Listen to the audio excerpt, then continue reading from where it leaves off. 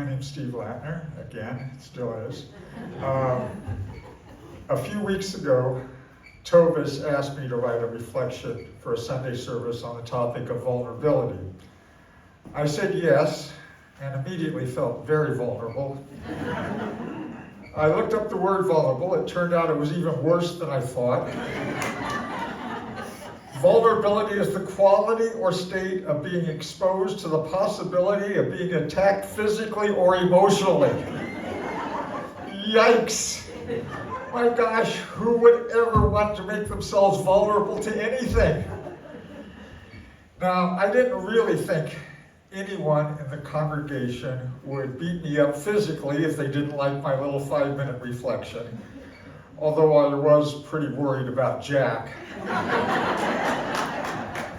I suspect she is capable of a knockout punch if she wanted to. But the definition reminded me of the emotional vulnerability I felt when I first walked into the sanctuary of UUSM. In 2009, I began to look for a church or congregation to join. It was nothing as grand as a search for a spiritual home. It was a search to find a place to ease my sense of disconnectedness from the world, my feelings of isolation from the life around me. My journey took me to several places, including a Buddhist service, a Quaker meeting, and a Reformed Jewish synagogue. I usually sat on the last row. God forbid I should make myself vulnerable.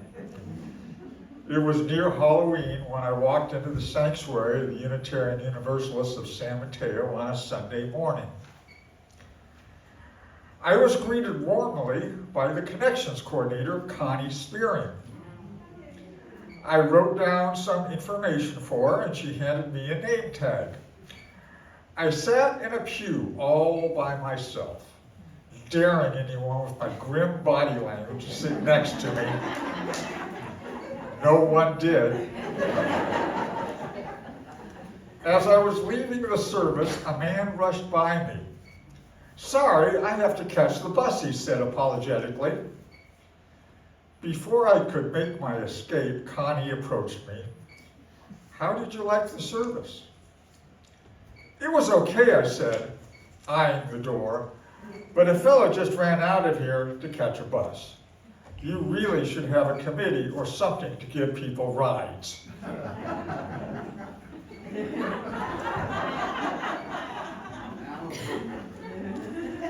A few days later, my phone rang. "Hi, this is Connie from UUSM." Darn, why did I fill out that welcoming packet? She had my number. "Steve, I've been thinking about what you said. A ministry to give rides to parishioners. It is a great idea."